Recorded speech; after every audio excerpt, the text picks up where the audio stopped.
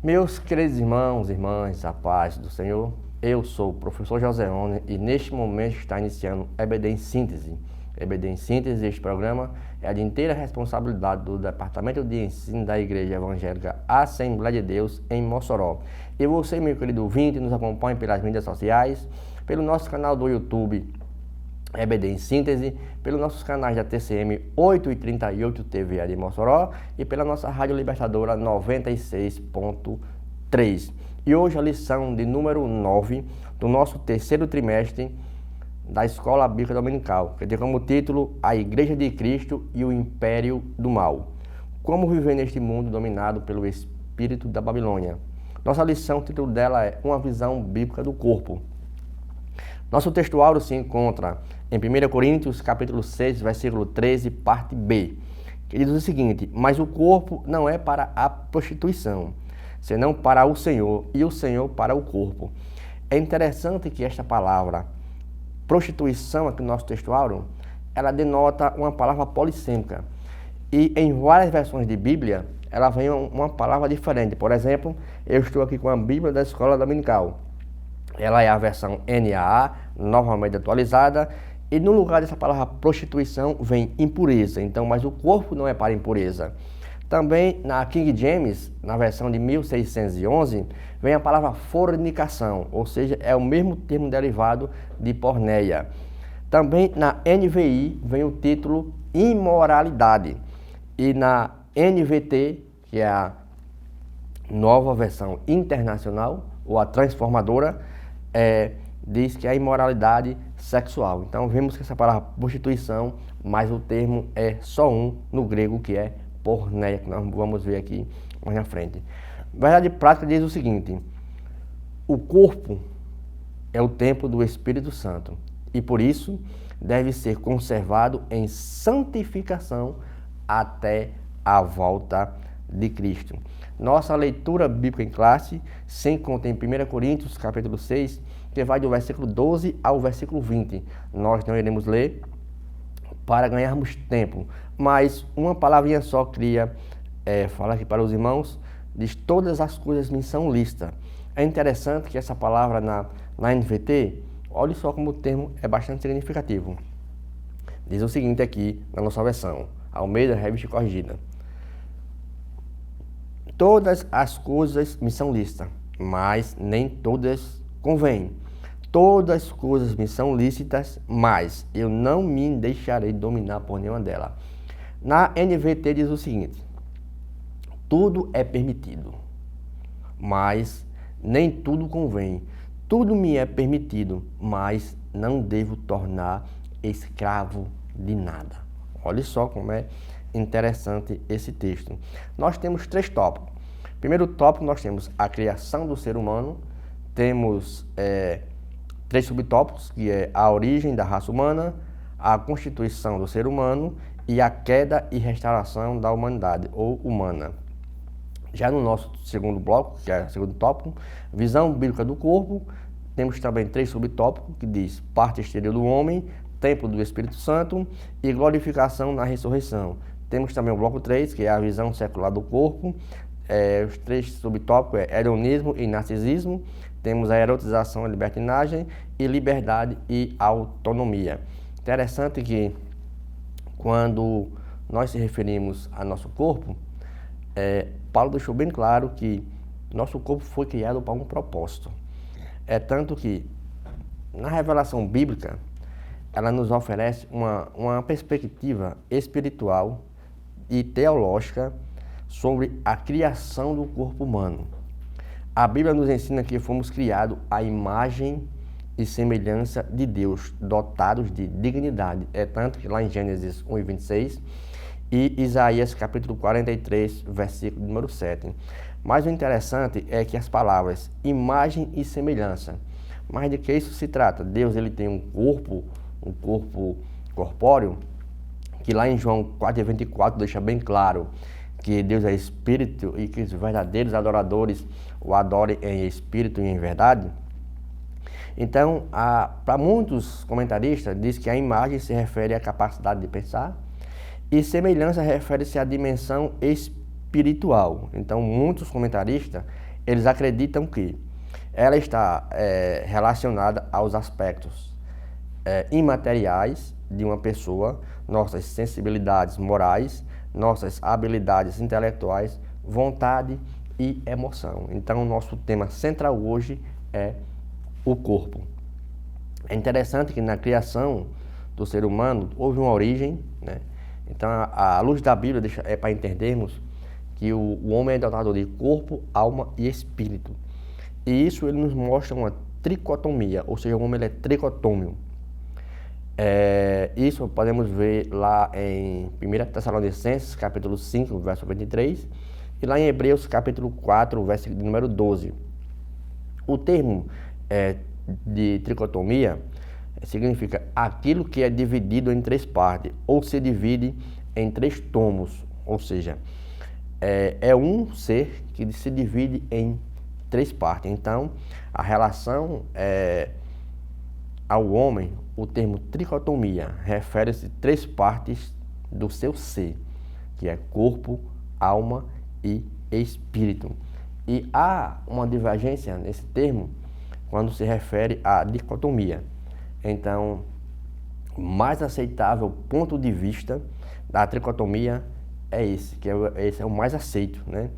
Que crê que o homem é uma triunidade composta, inseparável. Somente a morte é capaz de separar essas partes. Ou seja, quando um crente e um justo morrem, ambos os corpos vão para a sepultura, mas os seus espíritos e alma vão para os lugares totalmente separados.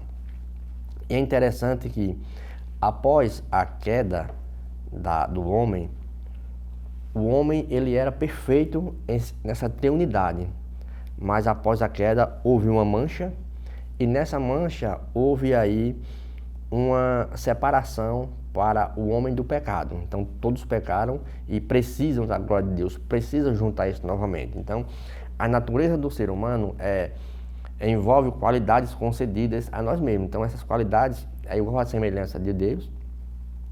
Quando Deus nos soprou fôlego de vida, alguns termos em hebraico nishamat, ou seja, a alma é nefesh, como a gente bem sabe disso, já foi falado várias vezes. Tem muito em comum esses dois termos, certo? Por quê?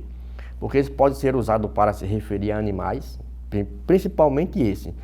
A alma vivente se aplica a todos os tipos de animais. Isso você pode ver lá em Gênesis 1:20, 1:21, 24, 30, 2:19, 9:12, versículos 15 e 16. Então, assim, esse termo nefesh ou neshamah, ela é voltada para os animais, mas nefesh é transformado para o homem, que é respiração, fôlego, hálito, ser vivo, vida, ego, apetite, emocional. Então, olha só como eles associam esse termo diferenciado dos animais. Mas o mais interessante é que algumas curiosidades científicas que mostram a perfeição de Deus para o corpo. Deus tornou o homem perfeito em sua perfeição. Então, olha só, o maior órgão do corpo humano é nossa pele, que chega a pesar 4,5 quilos, né? E cobre uma área aproximadamente de 2 metros quadrados. Então, essa é a maior parte do nosso corpo. Nosso cérebro, ele é composto de 100 bilhões de células chamadas neurônios. Olha só a perfeição que Deus fez isso, colocado tudo em seu devido lugar.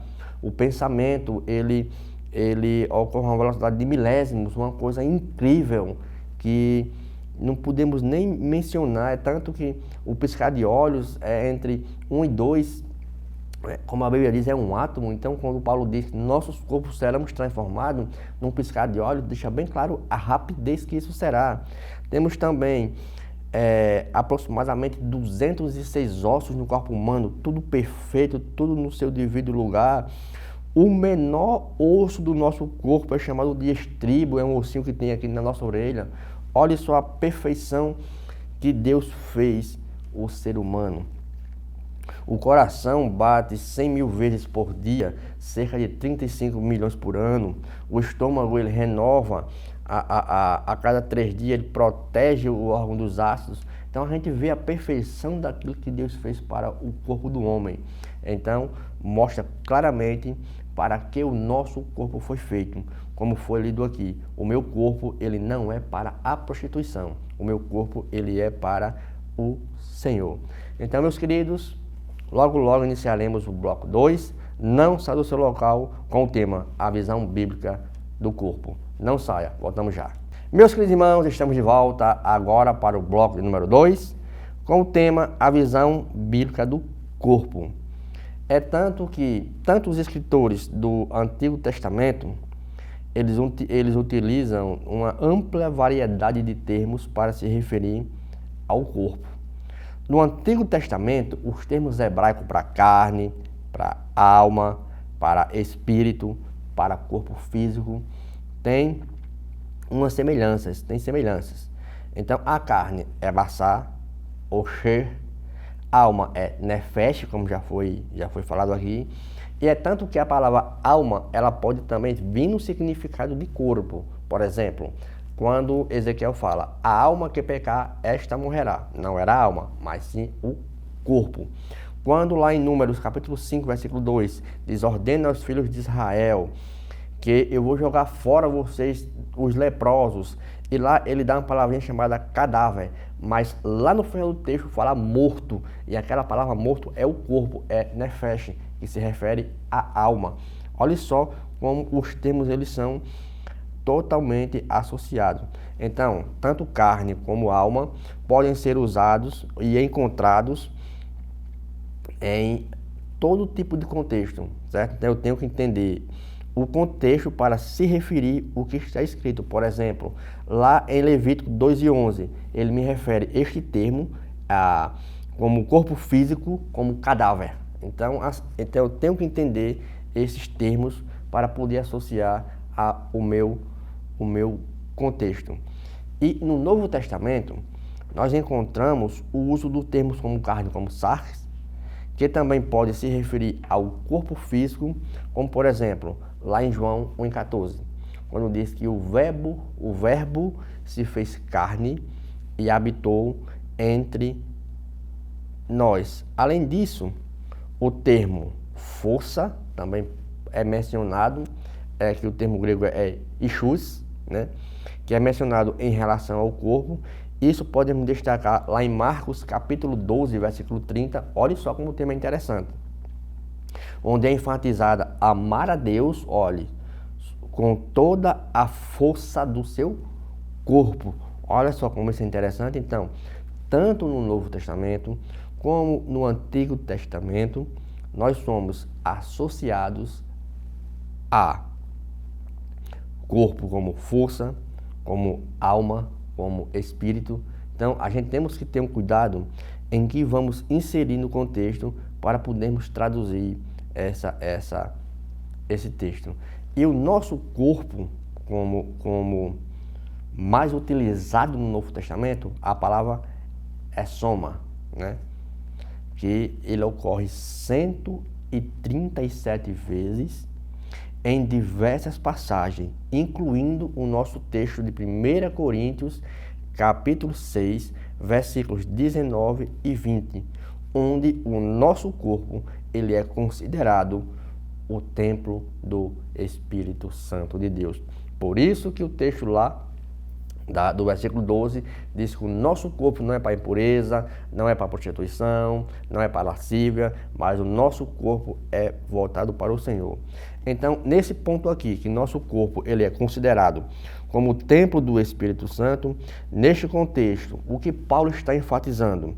A importância de quê? De nós cuidarmos e honrar o nosso corpo como um lugar sagrado para a habitação do Espírito Santo de Deus. Por isso que Paulo disse que todo mundo, sem exceção, todo mundo pecou e precisa da glória de Deus.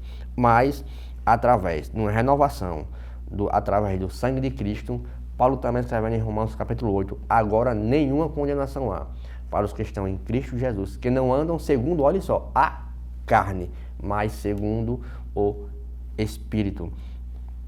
Isso mostra o quanto o nosso corpo precisa estar intacto para o dia da volta do nosso Senhor e Salvador Jesus Cristo. Paulo, escrevendo em sua carta, em 1 Tessalonicenses, capítulo 5, verso 23, ele deixa bem claro: e o vosso corpo, alma e espírito, ele seja plenamente conservado, irrepreensível, intocável, sem mácula, até o dia da vinda do nosso Senhor e Salvador Jesus Cristo. Então vejamos a importância da visão bíblica sobre o nosso corpo. Então veja que a importância que temos de tratar, de honrar nosso corpo dignamente. Mas o texto também deixa claro: aqueles que são dotados de vícios, e Deus deixou claro, o Senhor Jesus, quem destruir o santuário, que se refere ao corpo, Deus também o destruirá. Então, meus amados, não saia do seu local, nos acompanhe pelas mídias sociais, pelo nosso canal do YouTube EBD em Síntese, pelo nosso canal da TCM 8h38 TV de Mossoró e pela nossa Rádio Libertadora 96.3. Nosso terceiro bloco é a visão secular do corpo. Não sai logo, voltamos já. Meus queridos irmãos, estamos de volta agora para o nosso último bloco, o bloco 3, que tem como título A Visão Secular do Corpo. Lembrando, irmãos, que esta aula, ela não substitui a aula presencial aos domingos, certo? Então, nosso termo aqui é hedonismo e narcisismo. Já passamos por várias lições que atesta, que já falou sobre narcisismo e sobre hedonismo. Hedonismo, ele alega que o objetivo da vida é a obtenção do prazer e a fuga do sofrimento. Então, esta mentalidade, ela foi desenvolvida pelo Arístipo de Cirene no ano 435 a.C. a 356. Ele é fundador da escola de Cirenaica. Na ética hedonista, ou na ética cirenaica, cabem todos os excessos, vistos que o fim da ação proposta é todo prazer que resulta em demais sensações. Quanto mais prazer no corpo, melhor é. A gente vê isso quase uma seita também como gnosticismo. Que para ter um conhecimento eu preciso fazer várias coisas com o meu corpo, e é uma prática também hedonista. Mostra que eu preciso fazer prazer para poder fazer todas o tipo de sensações. Então, nesse aspecto, para eles, tudo é permitido, embora a Bíblia ela tenha algumas regras. A prática da imoralidade é permitido, dos vícios é permitido, prostituição é permitido. Isso é no hedonismo. O hedonismo já deixa bem claro o termo de que se refere. E o narcisismo, que lá em 2 Timóteo, capítulo 3, versículo 2, Paulo diz que os homens seriam amantes de si mesmos. Então, o narcisismo, ele reflete em que é um mito grego de quem? Narciso. Então, Narciso, ele relata que a mitologia que um dia ele caminhando sobre um lago, ele olha para aquele lago e viu seu reflexo naquele lago. E ali ele, sem saber que era o reflexo do seu próprio rosto, o que foi que aconteceu? Imediatamente se apaixonou por ele mesmo. Isso é a prática do narcisismo. E Paulo já atestou, como nós falamos lá na carta de Timóteo. Então Narciso ficou, olha só, para entender melhor, ele viu seu rosto na água, contemplou e ficou lá. Não se apaixonou, não saiu de lá de jeito nenhum, ficou lá. Ele ficou como se fosse um tipo de hipnose. Então, dias e dias sem comer e sem beber. Aí ele, olhando para ele, ficou cada vez mais fraco, cada vez mais sensível, e ele começou a ver os defeitos, e ali acabou morrendo, né? Então, com o rosto pálido, voltado para as águas, foi o que ele morreu. Então esse castigo de Narciso foi o destino de quê? De amar a si próprio. Então isso mostra o quanto nós precisamos do nosso Senhor e Salvador Jesus Cristo. Também a Bíblia ela atesta que o homem ela é dotado de um livre-arbítrio. Isso lá em Gênesis capítulo 2, versos 16 e 17. Isso indica de quê? Mas o que é isso? Isso indica uma autonomia para tomarmos as nossas próprias decisões e autogovernar-se. Se somos livres, no comentário Bacon deixou bem claro, se somos livres, porém, qualquer ato nosso será alvo do juízo divino. Isso está lá em Eclesiastes capítulo 12, versículo 14, pode conferir. Então, no mesmo comentário Bacon de 2005, volume 3, na página 467, o que ele diz? Ele discorre o seguinte: Deus é um Deus santo e ele está procurando, ou seja, preocupado com a santidade e a ética dos homens. Olha só como é interessante esse pensamento. Ele vai trazer ao juízo sobre toda a obra, até mesmo de tudo que está encoberto. E lá em Jeremias 23, 24 está bem claro. Não há nada encoberto que não seja revelado. Cada ato e cada pensamento do homem, tudo vai ser julgado, tendo como base o que for bom e o que for mal. Isso necessariamente. Então, diretamente do que a Bíblia ela ensina quanto ao corpo, a sociedade materialista e secularizada afirmam que o corpo foi feito para ser explorado e ter suas necessidades satisfeitas. Olha só. Então, nesse pretexto, muitos entregam seus corpos a quem? Ao hedonismo, ao narcisismo, à erotização, às libertinagens. Então, vimos já nesta lição que tais práticas são condenadas pelas Escrituras Sagradas e resultam na condenação eterna daqueles que partilham desse entendimento distorcido. Paulo, escrevendo em sua carta aos Gálatas, capítulo 5, versículo 13, ele diz: olha, vocês são livres, mas cuidado, não useis da liberdade para dar ocasião à carne. Então, a linguagem que Paulo usa é metafórica, quando se refere que o nosso corpo ele é templo do Espírito Santo, ele destaca de quê?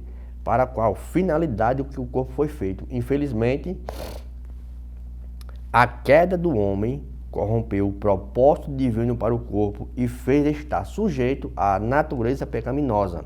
Entretanto, uma vez sendo alcançado pela graça de Deus, devemos disciplinar a nossa vida em obediência ao Evangelho. Olha só como esse texto é interessante. Então, Paulo, escrevendo em Romanos capítulo 6, versículo 19, ele diz assim: assim como ofereçam seus membros para que fossem escravos da impureza e da maldade que leva à maldade, assim ofereça agora os seus membros para que sejam servos da justiça para a santificação. A santificação é a prática da justiça. E Stanley Houghton, na sua teologia sistemática do Novo Testamento, do Antigo e Novo Testamento, ele diz o seguinte: não temos direito de usar nosso corpo ou nossa vida para a glorificação da carne ou para a exaltação do eu. Tanto o nosso corpo como o nosso espírito pertencem ao Senhor. Por isso, nosso objetivo deve ser usar os dois para glorificar a Deus. Olha só que maravilha que Stanley Houghton ele pensa. Então, nosso espírito, o Espírito Santo, que tem como título pneuma, está lá em 1 Coríntios, capítulo 2, versículo 13. O homem espiritual, ele discerne, ele tem o discernimento, esperança, adoração, oração e fé. Olha só, a alma, pensamento, sentimento, vontade, consciência, emoções, e nosso corpo, como ele é carnal, porque do grego é sakinos, né? Ele usa o termo soma, como homem carnal, audição, visão, olfato, tato. Não? Essas são as funções da nossa tricotomia. Corpo, alma e espírito. Tem que estar totalmente conservado para o dia da vinda do nosso Senhor e Salvador Jesus Cristo. Meus amados irmãos, muito obrigado por ter ficado comigo até este momento. Sou grato a Deus pelo privilégio. Não esqueça, nos acompanhe pelas mídias sociais, pelo nosso canal aqui do YouTube, EBD em Síntese, pelos canais da TCM Hoje 38, AD Mossoró, e pela nossa Rádio Libertadora 96.3. Muito obrigado e a paz do nosso Senhor e Salvador Jesus Cristo de Nazaré. Amém.